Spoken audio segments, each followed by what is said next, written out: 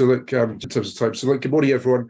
I'm Mark, and I'm joined by Carrie, Flo, and Kate, who are also part of the Tracker team. So thanks for signing up to our webinar this morning on the topic of insight-driven innovation. We're providing more detail of IDI, so that's our 12-week insight-driven innovation program that starts in September. So it's really great to see several different brands, so from the likes of PepsiCo to Greencore, Finnegan's. So you're all very welcome this morning.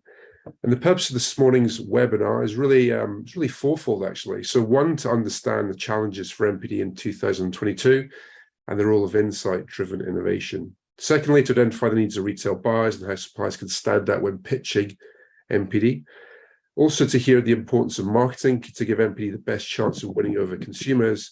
And finally, to introduce our insight-driven innovation program and how you can get involved. So to help with this, we're joined today by two guest speakers. We've got Andy McLachlan from Food to Market and also Brian Garvey from Mainbrace. And both Andy and Brian will be sharing their first-hand experiences, along with how they'll be supporting suppliers on the IDI programme. So quickly, just some quick housekeeping. During the presentations on the Zoom call, we'll keep you on mute, but please feel free to write any questions on the chat function. And we'll also have a quick Q&A towards the end of the session as well. But firstly, just to set the scene, a little more background on Tracker. So we're an insight and innovation agency founded by myself and Carrie 6 years ago. Previous to that, for my sins, I was director at Kantar Well Panel.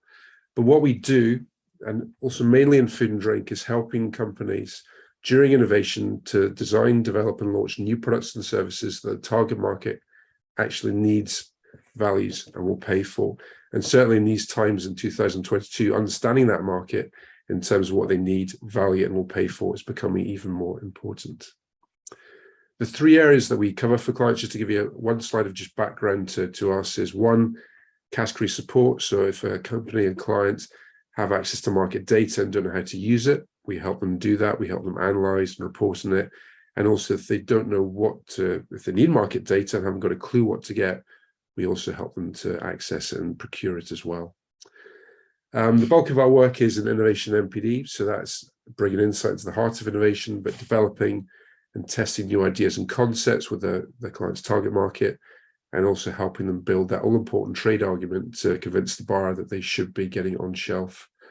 And finally, bespoke insights. So if a company in the food and drink industry is sitting there with no understanding and true insights about their particular market. So recently we've done a huge, big in-depth piece on RTDs, so ready to drink cocktails and spirit mixes across the UK. But in any market, any category, if there's no idea about what's happening, we also do that for our clients. This is who we work with. So companies really across store, across our areas of the UK, from big global companies like Jack Links, for example, all the way through to Adnams in the southeast of England and Bell's more local to Scotland, but really across the board. So hopefully that's just a little bit of a dip into Tracker and what we do. But, firstly, why insight-driven innovations, and why is this important at the moment in terms of consumers and us, in terms of companies launching MPD? So all of us will have seen the news yesterday with obviously the doom and gloom around the recession coming up and also interest rates going up as well.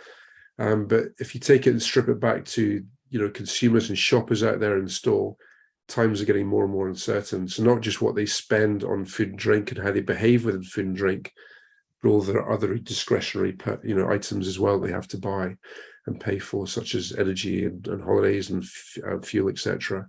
But the most important thing is that when we're launching MPD, it means that at the moment, increasingly, we can't just rely on gut feel that we're going to get it right, because the end consumer, their lives and their budgets are changing rapidly. So therefore, their needs are changing too. And it's important that we understand that before we launch MPD. So it means a lot for the consumer, but it also means a lot for the retail buyer. And I'm not going to steal Andy's thunder here, who will talk more about this, but ultimately, with the current climate, yes, it's affecting the consumer. So we've even seen now consumer confidence at its lowest point. And therefore, the needs of consumers when we launch MPD are definitely shifting and changing. And we see that from the work we do on a weekly basis with companies. And secondly, the needs of the retail buyer. So yes, there's a lot happening. And yes, there's a worry around coming up to key events later on in the year and how consumer behavior will change with interest rates going up and inflation going up.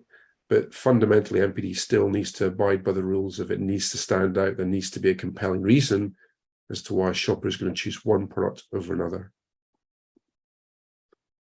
But what about MPD itself? And there's still MPD going on, although Kantar will report the rate of MPD has definitely slowed as we've gone and coming out of the pandemic. But overall, MPD still is important. There's still a lot of launches that are taking place.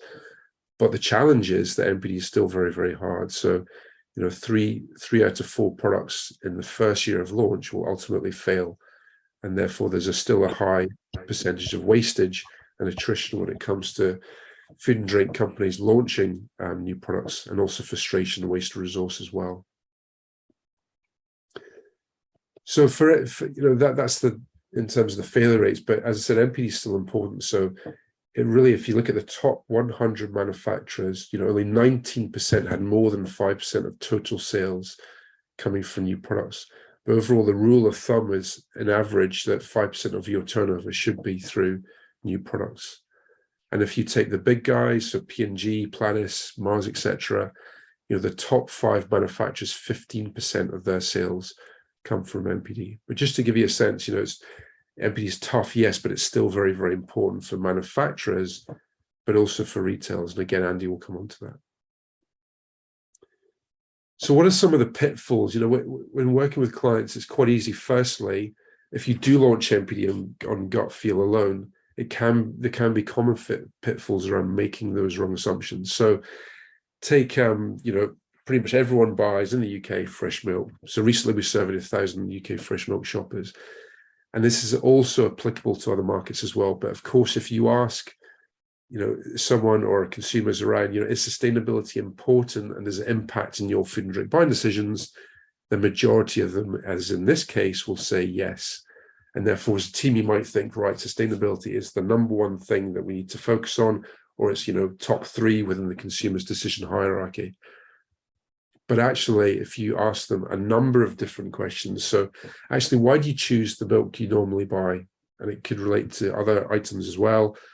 But we see this across the board, different categories. But actually, if you give the consumer context around a number of different reasons, such as cost and it's fresh local milk, for health, preferred brand, those ethical reasons, even environmental reasons, actually feature far further down. So yes, clearly they're important, but in terms of the hierarchy of decisions at the point of purchase, they're maybe not as important as some people might think. And then there's growing trends. So the growing trend in vegan, again, the assumption could be that it's hipsters and younger people, etc., that are really driving that.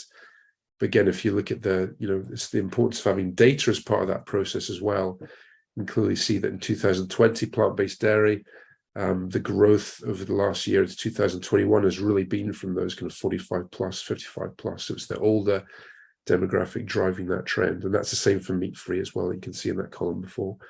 So, assumptions can be a very dangerous thing. So it's important to validate them with true insight, as well as using a combination of market data as well.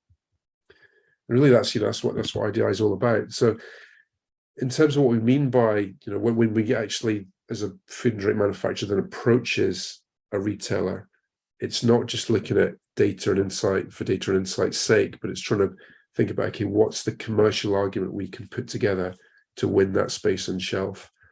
And that really comes from understanding who you're targeting, why, and also what's in it for the buyer. And that could be food service as well as retail, or even on-trade versus off-trade, etc.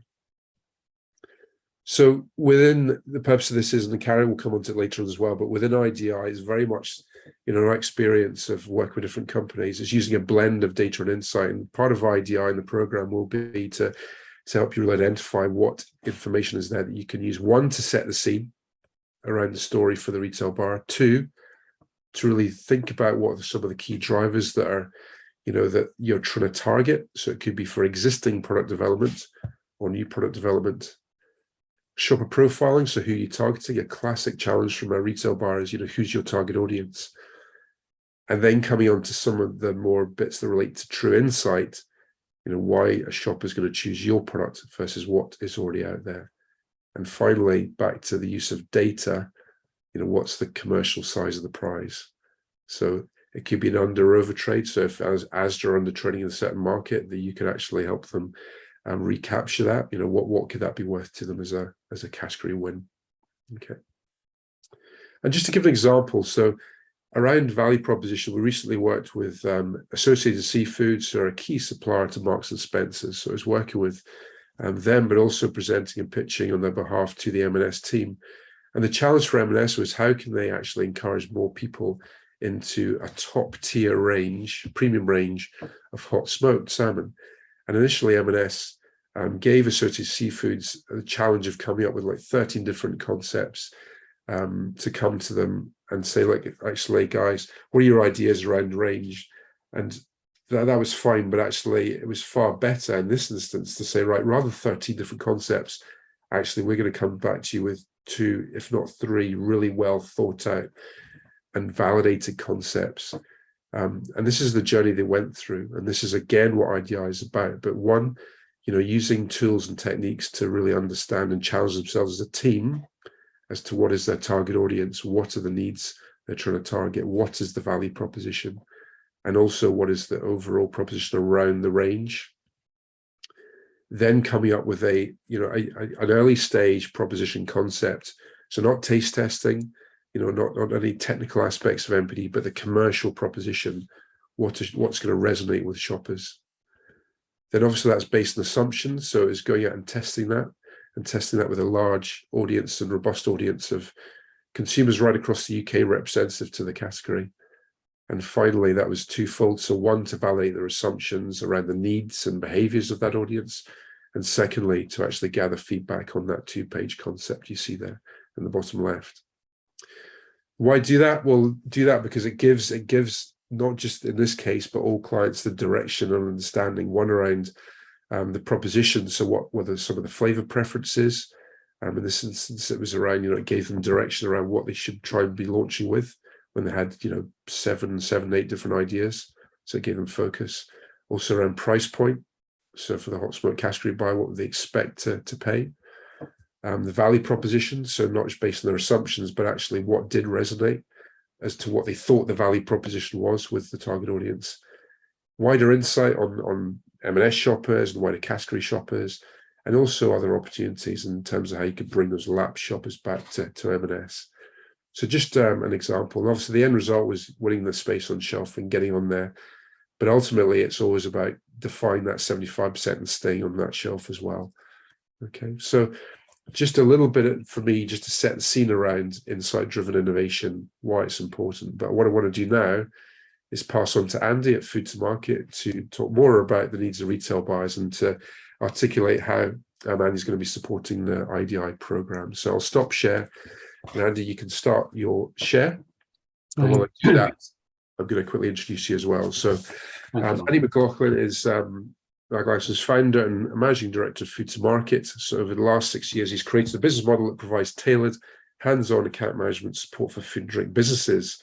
So at the same time, Andy has worked with many brands in the UK, food bodies delivering practical development programs and one-to-one coaching. Before this, Andy held senior positions as trading manager for 2 of the UK's largest retailers.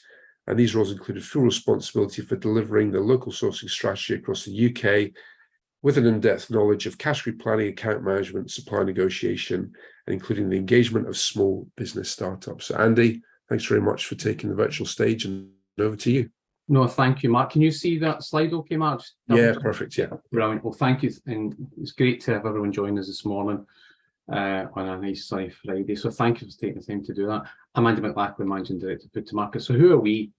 I guess what gives me the credibility, if you like, to talk to you and your wider teams about commercialisation and gap analysis and planning and meeting buyers. On the left-hand side there, you can see who makes up Food to Market. It's myself and 2 other guys, Craig and Kev. We all worked in large retail.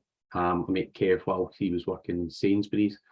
And then he went on to work in Tesco as a buyer. I met Craig there as well, and then he ended up being national Lidl buyer for spirits, as an example, and he bought ambient goods as well. So we're all really immersed in that buying, planning, meeting suppliers and understanding what makes it work. On the right-hand side there, you can see some of the businesses that we work with or have worked for, which pretty much covers all the retail environment. We do a little bit of food service, but predominantly it's about retail. So that gives you a little bit of a knowledge about where we've worked. But like you, I'm sitting on the other side of the desk now. So I'm in market. And the reason I'm in market is because myself, Kevin, Craig, and we have another guy, Ryan, who does export, dealing with suppliers, but we are sitting where you're sitting. We are trying to increase depth of distribution. We are trying to deliver new products. So trying to extend existing products. We're trying to load promotions and be relevant and respected and respectful. And that's some of the businesses that we represent at the moment. We do private label, we are agreeing terms, doing national, convenience, large format, so I'm sitting with you in your shoes, but also work with a lot of other suppliers with Tracker, and we've delivered this program before, which is great. I love it because even at my experienced age, I still get to learn about new businesses, new strategies, new products. It's exciting, and it always just keeps it fresh and relevant to me as well. So love working with these businesses and just meeting and seeing more people, which hopefully we can bring to all the programs that we do with you guys. So that's a little bit about us, Fit to Market, what we bring to the table as well. But the purpose of today for me was really just to take the opportunity to say that what we need to try and do is make it fit for all of us. So Mark and Carrie very much talk about the shopper and those customers' needs, and that's absolutely crucial because ultimately they're people buying your product. So they spend a lot of time and effort really detailing it, which is fantastic. I just now don't go meet a buyer without including all the stuff that I've learned from Tracker. But the buyer themselves have got to win out of this. You've got to grow the category, you've got to add incremental sales, you've got to have a unique selling point, you've got to feel like you have done all the heavy lifting for them and they're going to get, as a result, an increase in profit or sales or terms or something unique. But ultimately, because I said I'm in market and same where you guys are, it's got to work for you as well. It's got to work for us. We've got to be seen to be producing NPD that's going to be effective, it's going to stick. It's not going to fall off after 12 months. So it's really what we call a triple win. And what we want to do is make sure that you guys have got the triple win, everything you need in order to go forward and go and present to buyers effectively and efficiently and get your product staying in there. So we've shared goals across the team, and with Brian coming in as well, to just underpin that. It's absolutely fantastic. It's a really good program. So why is there room to develop? There's a room to develop because the landscape's changing. It's changing all the time. Customers are wanting to buy new products, so buyers need to buy. Yeah, buyers always get a hard time for being tough and not approachable. But a buyer's role is to buy. If you were on the ASDA supplier conference last week, if ASDA is your main account or one of your accounts, then it should be super exciting because they want to be number 2 market share now. And the way they'll get to number 2 market share is by growing in partnership with suppliers, whether that's convenience, whether it's the 1,400 in-aisle hotspots that they're going to develop across grocery. There is an opportunity there. But of course, the landscape's changing because of living longer, needing smaller packs, healthier products, etc. So whatever area you're sitting in, there's a change in landscape and a huge opportunity to go and develop it with the buyer. Fact-based arguments will always win. Buyers want you to do the heavy lifting. They want you to have brought to them. They don't want you to turn up. They want you to arrive. Please arrive with all the information that they need so that they can internally sell that. And it's a path of least resistance. You've done the work. Let's get it listed. So again, we give you stuff that's really, really important and fact-based and allow you to go and do it, which is great. I've always got a picture of a cake there. It's not about getting a bit of the cake. We don't want to steal a little bit of the soft drinks market. We want to grow the soft drinks market. We want to grow the par baked. So it's about what you're going to do to help grow. So what's it all worth? Put a figure on it. And it's got to be worth something that's exciting or deliver profit. So again, those are why there's an area for opportunity. And many people don't see themselves as category managers, but really, when I was a trading manager in Sainsbury's, the suppliers that came, irrespective of size, the ones that came with the insights and the data and turned that into actionable, this is the next step, were the people that I then went to look at that category. So it's within everyone's gift to do that, which is exciting. Some key areas to focus on. As I say, we getting cost price increases through at the moment is tough. It's going to get even tougher. But the buyers that I meet, in fact, there was an email sent out from one of our buyers 2 months ago, pleading with us to deliver NPD. So getting the cost price increases through and then walking away thinking job done isn't enough anymore. If the commercial guys are doing that, it's the pipeline of our activity. So we need that. We need to get the cost price increases through, but life still moves forward. As I say, as at the moment, I'm now looking at the next 52 weeks, and they're not going to do that through cost prices, they're going to do it through new innovative products and product sizes. So look beyond that, and in the mix of your NPD plus cost price, maybe not getting the whole amount or working in partnership, will deliver an overall bigger margin for your business and be more relevant. So it's worth it doing it commercially as well. There's a lack of promotional support. Events, range reviews are just not getting filled at the moment because of these price, because we can't get the round pounds or the value that we want for these as well. So again, there's all that going on. And again, there needs to be a focus on beyond HFSS and packaging. If you're an account manager or your account managers are currently like me, filling in all these forms and just trading through them all the time, it doesn't matter. There's an opportunity beyond that. So please look beyond what those opportunities are. But it's pretty tough at the moment, but we've got to look at how we develop that further. Because exciting and new products are absolutely key to unlocking the potential for each of your accounts. So how can you unlock that? Well, part of the programme that we would look at is these 5 key steps. Tracker very much focused on the value proposition, but then there's a gap analysis and benchmarking. And these are the areas that I would take you through. And there would be an element of, I guess, homework, but actions. We need to go and do this and look at it because it'll give you the confidence to be better and stronger. So we'll have a look, but a lot of people get to the commercial part of it and then commercial managers say, look, it just doesn't work, bigger packs, better value, or round pound, or it's just not commercially going to deliver the value for me. So you have to go and start again. So including them in the process right at the start is absolutely key. Because once you get to that stage, then it's about them presenting effectively. Look, we do have a unique selling point. It will hit the commercials, there's a gap in the market. You really want to get it. So how do you do that? So that's the things and the areas that we will cover as part of this programme's food to market, commercialisation, meeting buyers, prevail, critical paths, all that kind of stuff as well. And just make sure it's jointly owned. You've got to make sure it's across the wider business. You are in your business, but you may be the key stakeholder for delivering NPD. But you have to get everyone to believe. You have to sheep dip everyone in your business in the process. I don't know how many times I've had to go and present products for large businesses, and actually, if I'm being honest, wasn't part of the conversations. I didn't believe in it, and I've got to believe, because if you've got to go and sell the product, you've got to know where it came from, how it was manufactured, why it's a gap, etc. So there's you, your internal team, your wider team, and then of course your external team, your customer. Do they believe? Have you spoke to them in a timely manner? Have you got them really excited about it? Do you know when the range review is taking place, when that big event is? So again, it's really critical for you and your wider team to all be part of that. So I guess the pause for thought is, who's your most important, biggest customer? How are you going to grow them? Do you have a joint business plan?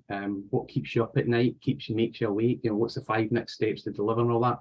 We can help you cover all of that as well, and make sure the whole team is engaged with a critical path that's really deliverable and exciting, and everyone plays a part in doing.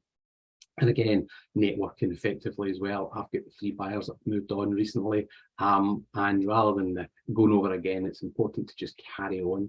So again, show you how to build a stronger strategy as well. So summary, we need to make some changes now. It's evolving, the landscape's changing. Build bigger and better plans and present them more effectively, so that you walk away really confident that you didn't leave anything off the table, that you delivered and showed it all. And make sure that you've got a really stronger relationship, whether it's with supply chain, NPD, technical, admin, or the buyer. Make sure that you've got that in place. Thank you.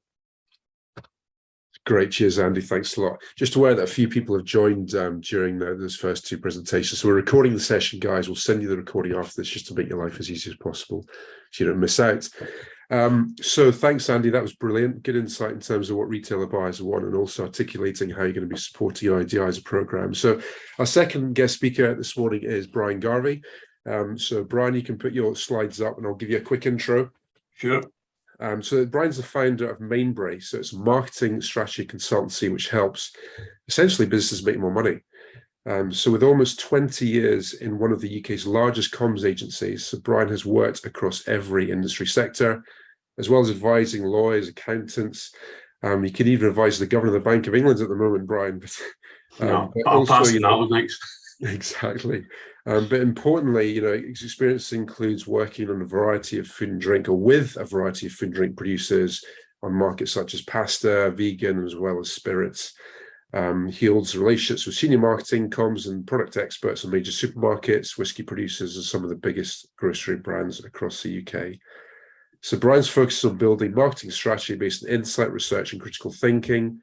His workshop during IDI will help you create marketing plans which give your product the best chance of success at launch and beyond. But the key thing is we wanted to make sure we covered marketing as part of this, as well as the proposition side, as well as the commercial reality of buyers. So Brian, over to you.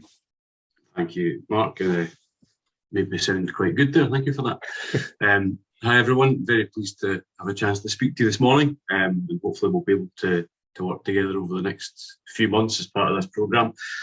I guess the marketing side of this is going to be a continuation of the points that Mark and Andy have made already. The strategy and the data and the facts all have to be right before you release anything into the world. I think with marketing in particular, there's a temptation to sort of run straight to the creative stuff and run straight to the output. And you see that in every sector, not just in food and drink, but with any new product being prepared for a big launch, this is typically what you see.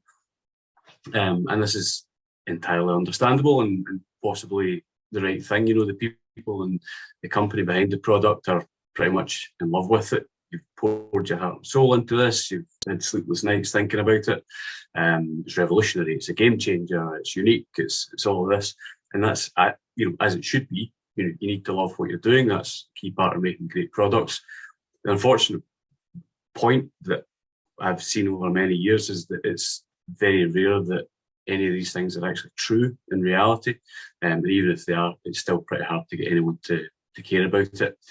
So actually, to keep a slightly irreverent tone just for a second, this generally is the reality of it. I'm sure you've seen this been used a million times before, but I think it's tempting for brands to think that the world consists solely of their products and the consumers who may buy them. And actually, really what happens is that people come into shops to get the stuff they need and get the hell out. And we had some family over for dinner last night, and it was the whole, how's your week been? What have you got coming up? And I was telling them about this programme. And even my mother-in-law, who loves the shops, she can spend a couple of hours in Tesco. But she said, I'm completely unprompted. I'm in there to get what I need to get on to the next thing. I'm not really looking for something else. I'm not really looking for new things. So you're competing with the rest of your customers' lives. And that's before you even get to the direct competition, which is obviously pretty hefty. So I did a bit of monkeying around on the Asda website this week. So if you think about some of the data that Mark talked about earlier, 5,000 plus new products, if you follow those statistics and those percentages, you've got something like 260 products which have survived at the end of the second year.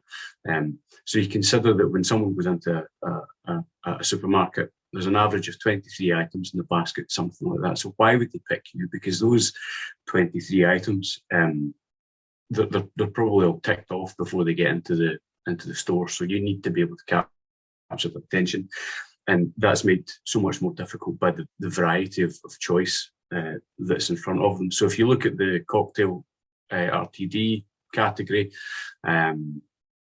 69 SKUs on the Asda website. For vegan cheese, which I've got to admit, I thought would be pretty slim pickings. Got almost 40 different options, 41 different SKUs in baked beans, 82 on healthy yogurt drinks. And then if you look at chocolate, which I knew would be more, but I didn't quite think it would be like this, you've got almost 1,000 SKUs, and that's removing things like seasonal chocolate and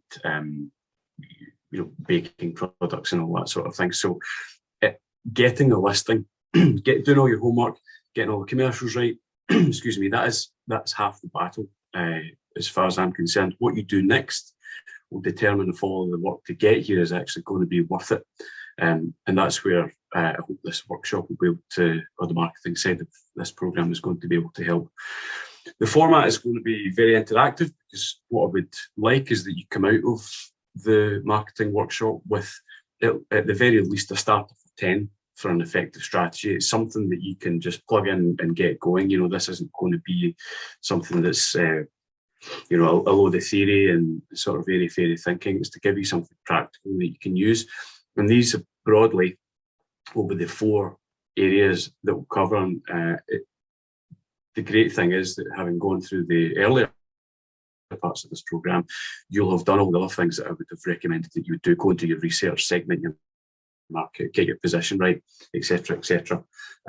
So let me just pick up on these one by one to give you a bit more of an idea about how this would work. So there was a really interesting piece of research done last year. 2 guys who used to work for a couple of, or who were strategy people in a couple of big marketing agencies, and they were so sick of getting bad briefs from clients that they decided to do something about it, and they set up the Better Briefs project.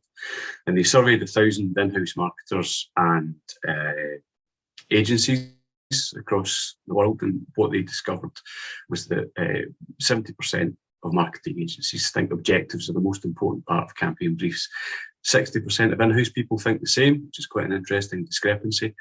But without proper objectives, and I would emphasise the use of the word proper, without proper objectives, you're dead in the water before you get started, because all of the all points, the serves the purpose of pointing towards where you're trying to get to. Yes, sales and profit are the outcome, but what are the objectives you need to hit before you reach that? I'm a big fan of proper purchase funnel and a sort of bespoke funnel for your business. And I'll give you an example of why it's important, and you'll be familiar with the sort of structure of awareness, consideration, preference, and purchase, and so on. So I'm working with a tech business at the moment, so we've done all the homework, and if we grow the consideration part of the funnel, I'm not calling it consideration, but that's the sort of broad brush idea. If we can grow that part of the funnel by 1%, we'll add $1 million to top line revenue. And you might think, well, $1 million top line, what to do? These guys are operating on 85% gross margins, so we'll take that for 1%. But the funnel is really important because, particularly with new product launches, because chances are at the start, your awareness is pretty low. So you need to understand when and how you shift your focus from awareness through to really driving sales. I mean, clearly you want to pick that up quickly, but understanding where you direct your resource up front is absolutely critical to making this work and getting to the end of year 1 and the end of year 2. And also making sure that you don't have too many objectives. I had a great quote recently, which was, if you're going beyond 2 or 3 different objectives for any one campaign or any one strategy, you're then getting into a wish list of dreams that are never going to come true. And I think that's right. You need to be focused and make the correct choices and have smart objectives, so you know that they're measurable, and you can report back, and being able to have that conversation with the buyers, I think, as well, to show them that you've thought this through is a huge part of it. Comms planning, as I mentioned, this is the bit that everybody jumps straight onto. They want to go straight to tactics and forget all the rest. You can lose your mind when you start seeing the nice creative stuff. But this is where you have to take a really clear-eyed and ruthless approach to executing on your strategy. Choosing channels isn't just about chucking some stuff at the wall and hoping it sticks. You need to underpin this with strategy. What are your objectives? What is it you're trying to achieve? And what are the correct channels to do that? There are so many channels that you could send yourself cross-eyed trying to choose the right things. It's about what you choose and what you choose not to do that makes a difference here, and sticking to your plan. So this idea of brand wagons, which is a phrase that I think I've invented, and I'm hoping is going to catch on. But if you think about Weetabix and Heinz Beans last year, went crazy on social media, got them loads of brand exposure, and then there was just umpteen different brands tried to get involved.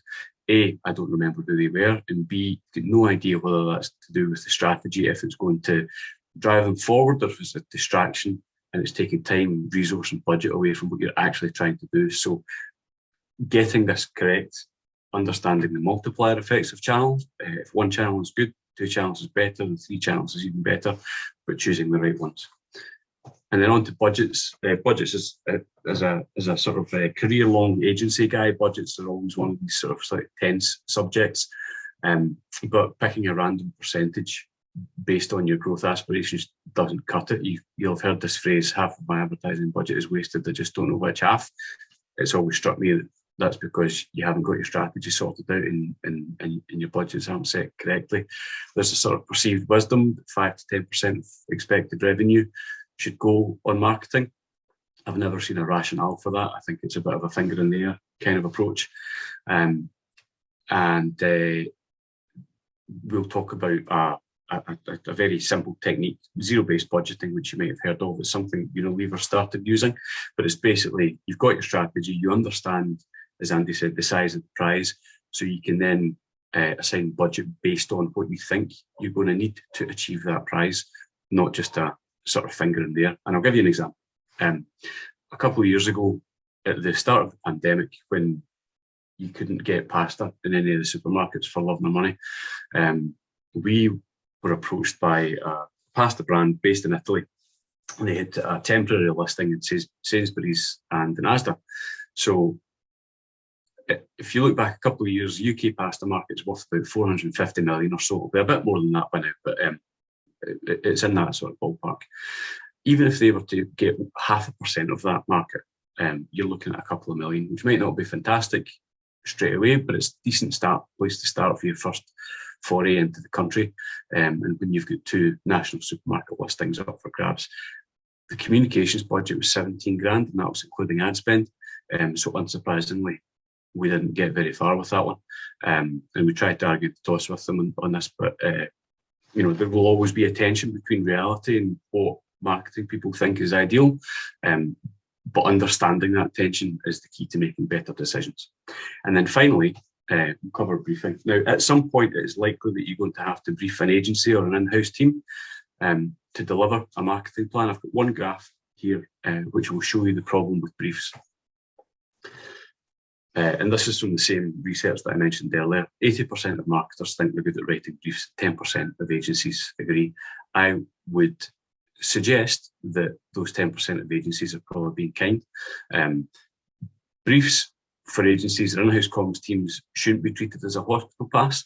I think what quite often happens is that the in-house team will say, right, I need this off my desk, I'm going to fire it at the agency and you can sort it out.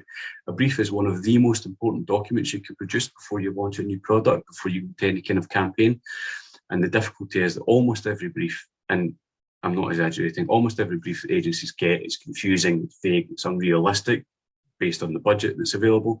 But most often it lacks any clear strategy or rationale. What you tend to get is a list of key messages about why this product is so fabulous, and it's about 12 items long. The best briefs articulate the challenge in very simple language. They provide a clear outline of the strategy and a small number of carefully considered objectives. We'll also talk about the briefing process, because that doesn't finish once you've written the brief. It's how you brief that into your team or into your agency, and that's a really critical part. Everyone so far has talked about working in partnership. Working in partnership with your agencies as opposed to being a sort of combative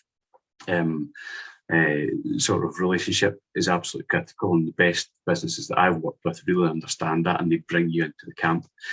So that'll be the final part of the workshop, and it'll put you in a position to go out and then brief some work in the real world. And then you can be one of the very few clients out there that agencies genuinely love and will run through walls to please, because actually that's all agencies want to do. They want a pat on the back. So what you'll get from this workshop then, just to recap, is very simple tools to create an effective, measurable strategy that you can then put into practice pretty quickly. Budgeting techniques which will enable the growth, not choke the growth, because there's a fine line there. The ability to brief agencies or in-house teams to create effective work, and repeatable tools to make it to year 3. So as your campaign develops, how you revisit it, how you reset, and how you keep it a living, breathing thing, because that's how it should be. And I'm sorry, I had 10 minutes and I've done 15, so I do apologise, but I'll now pass you back over to Carrie, I think. That's great. Cheers, Brian. Thanks a lot. Yeah, Carrie, over to you. If you can just take your slides down and Carrie put his up. Yeah, fantastic. First of all, thank you very much to both Andy and Brian there for bringing to life some key parts to the programme. So, and you've also heard from Mark setting the scene about why NPD process is really important, always is important, but it's really important currently in the state of the market. So I'm going to spend the last 15 minutes telling you about the actual IDI programme, what it entails, and hopefully get you excited about getting involved with your business. So again, insight-driven innovation. Mark's explained the importance of insight and market data to the process. Again, what it comes down to is stop wasting resource on failed NPD. We spoke to a client in January, and they were saying, "Oh, this is brilliant. We should have done this years ago. We have 16 NPD projects lined up this year," and it turns out they said, "Well, you know, one of those will be successful." In other words, they fully accepted the fact that they would have to have 15 failures to get one success, which is nuts. That's an acceptable cost of success. I mean, to have that built into your NPD P&L is mind-boggling to us anyway. So IDI is really all about how do you increase the chance of success? How do you stop wasting time, money on failed NPD to get those big wins that you need? Okay, and 15 NPD projects is probably a lot smaller, a lot fewer than some of the business here. So hopefully this will all make sense. Why are we doing a group program? Well, on any given month, Tracker as a team, we are working with 4 or 5 different individual clients on individual NPD programs. The reason we're doing this program is twofold. You know, why are we getting a group? Twofold. One is to allow SMEs to dip your toe into a new NPD process. You know, so we come across very few big SMEs that are doing anything like this. You know, so, and I'll explain in a second what most SMEs that we come across are doing with NPD. So it allows you to dip your toe in and at a more affordable rate than hiring a consultant agency like Tracker in without having tested it first.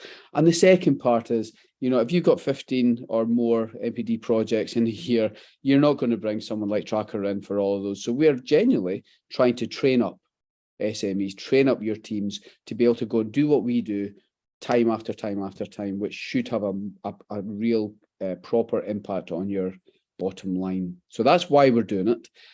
Essentially, what we're doing is we're going to take your team and a real NPD project. And that's the key bit. It's not just talking to you and giving you lectures. You're going to take an actual NPD project from your business through our 12-week program of best practice with the support from not just Tracker, but experts like Andy and Brian. Okay, the first cohort is kicking off on the 8th of September. It finishes just before December. There are still a few places left. So if you like what you hear over the next 15 minutes, do follow up with us and fill those last few places. We also have 2 programs kicking off in January and March if September is too soon for you. Okay, so again, bit more detail. IDI is all about risking the chance of de-risking the chances of failure. Gut feel. Almost every manufacturer we come across admits, once they get talking to us, they admit that there's still too much gut feel when they're launching products. And this typically is what we see as an NPD process. Apologies if you don't do this, but actually I'm thinking that some of the companies on this call will see that this is familiar. So first of all, you start with the product idea. Where that comes from, does it matter? It might be generated from an ideas session. It might come from one of the team, it might come from NPD team, it might come from the marketing team. It might be actually a trend in your category that you need to hop on board. Somewhere the idea comes. As a team, you're going, yeah, that can work well for us, or we can be amazing at this, or this is going to change our world, or we just need to do it. But basically, the gut feel is, yeah, thumbs up, let's crack on. You get into product development, you develop the food and the drink, you do your taste test, you do the packaging, you activate it and you launch. That is what we see. a lot. And that goes a long way to explaining why 95% of NPD fails. Okay. This is not just our view, this is the view of the retail buyers that we speak to on a regular basis.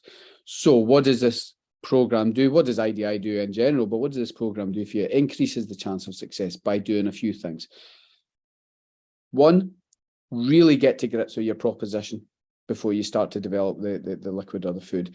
Who's your target audience? What detailed segments are you after? What are their true needs? Your value proposition, what is the compelling single reason they're going to pick you up from that shelf instead of something else? You know, why you? Is it just another pink gin? Why are they going to pick up your pink gin or RTD or a packet of biscuits? Why? What's different about you? Not just to the consumer, but to the retail buyer. And also what are your other key features. However, the gold dust from a tracker from IDI is this. It is actually going out and getting robust feedback from your audience, not taste testing, that comes later. This is actually at concept level, going to 1,000 seafood buyers, as you saw from Mark's example, and getting proper robust feedback, not just the pat on the back, but the warts and all, the bad stuff, the barriers. Why wouldn't they buy it? Why wouldn't they switch to your brand? And that allows you to fine tune your proposition at this early stage before you've launched, before you've sort of spent too much money going down the wrong direction. That's what Tracker normally does, okay, with a client. For the program, we've added obviously Andy and Food to Market. So really getting to grips with account management, understanding the needs of retail buyers, really understanding the commercialization of an NPD project and the routes to market and the market expectations, especially with some of the barriers and challenges right now. And of course, Brian with the marketing strategy and tactical launch plans to maximize your impact. And then go and develop the product. Okay, so hopefully that will ring true. It's certainly, I mean, we're not making this up. This is 9 out of 10 of the SMEs that we talk to do not do this. So we're saying, look, this, you know, try this out. It works. So I guess, could you be doing NPD better is what I'm asking. You've seen these, you know, 5% success rate, only 19% of the top 100 have 5% of sales from NPD, which is not good enough. So the IDI program does 3 main things. One, if your brand relies too much on gut feel and or you lack a robust NPD process, will simply help you reduce the risk of failure, reduce the number of those failed NPD projects. It is completely online and it is very interactive. This is not, it's not a walk in the park. Your team will be challenged throughout by us because we are really pushing you to squeeze the extra juice out of those pips. You know, so you know we will be challenging you and your team all the way through this. It is interactive. You will be working hard, and crucially, you will put a real NPD project through the process. Okay, the outcome is you will have a tangible retail buyer argument based on real shopper feedback and category insight. So hopefully something that you don't normally have when you go and talk to a retail buyer. Okay, one quick note, it is 12 weeks.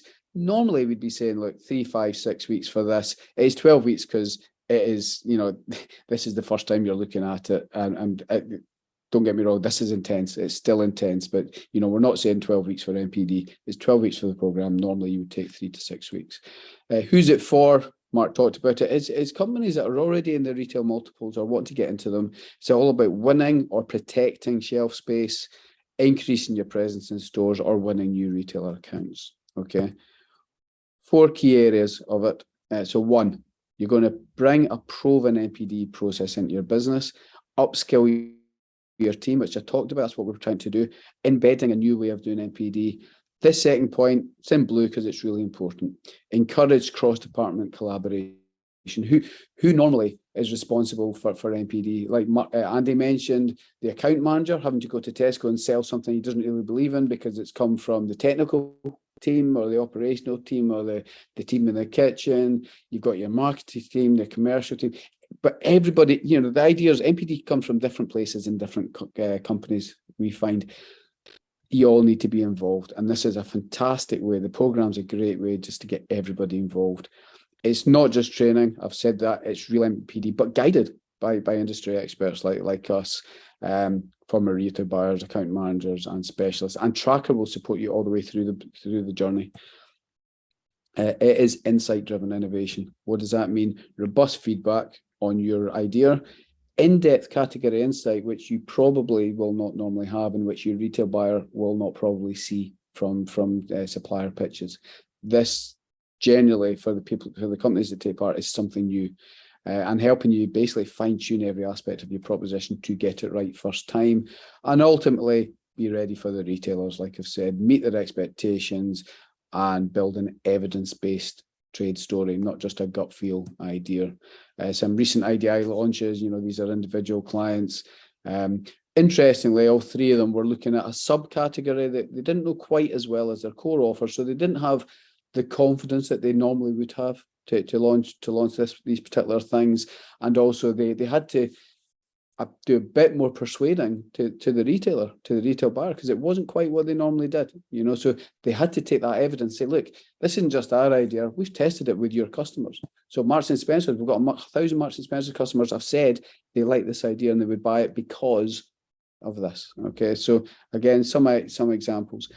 This is a busy slide, but we thought it really worthwhile showing you the content of the program itself. Okay, so I will talk fast because I'm running out of time, but please, I hope that you realize that the value that this program is bringing.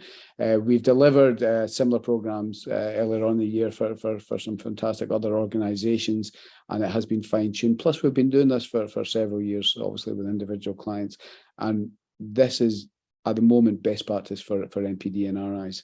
So you would start with a one-to-one. You're a one-to-one with Mark, who, like you said, was a director at Kantar before, having a look at your market data. And he will actually give you a recommendation in 6 weeks later. The first group workshop, it's on Zoom like this. You will have confidential breakout rooms. We'll be working on an online whiteboard called Miro. So it's purely confidential, but very interactive. You will be working hard. The first workshop there in week 1. Second workshop, another 3 are really getting to grips with the tracker process and workshopping. Who's your target audience? What segments? Value proposition? All that kind of stuff. We will then do a one-to-one with you. So 90 minutes just with your team the following week to really fine-tune and perfect and make a great job of those tools and the work you did in that group workshop. Another tracker workshop the following week is all about validation. And in this one, we're basically sharing with you our best practice validation, how you go and test a concept, not taste testing. How do you test a concept with a large sample of an accurate target market, and also looking at consumer insight and market data. Again, another one-to-one to make sure that you're getting that right. From this point, you will then embark on 6 or 7 weeks of your own validation. So the idea, the NPD that you're bringing into this, you will go and test it during this program. You will test it with 250, 500 consumers, just like we do with an individual project, okay? And we will guide you through that. Tracker will be on hand to guide you through every step of the way. While you're doing that, Andy will be taking a group workshop on all the commercialization aspects that he mentioned. Brian will be looking at your marketing and brand strategy and your launch plans and best practice on that. Andy, again, there's another workshop with Andy about how you really pull this all together for the retail buyers and how you really maximize account management. Andy will be delivering a one-to-one as well.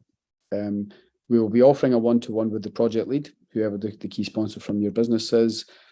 Towards the end of the validation phase at the bottom there, Tracker will actually take the reins, and we will actually deliver the analysis and an insight report by Tracker as the output for you from this project. Week 12, your last week.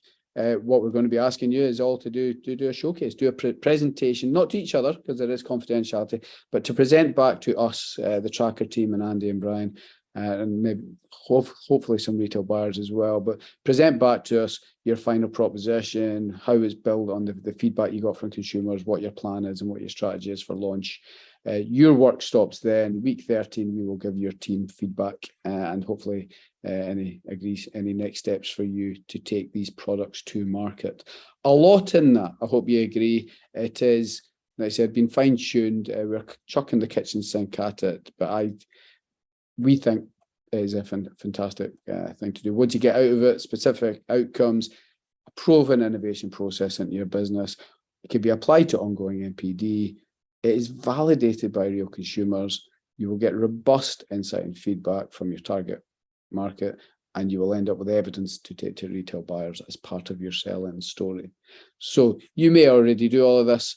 We kind of think that a lot of companies certainly don't, and hopefully a few of your businesses could benefit by doing IDI.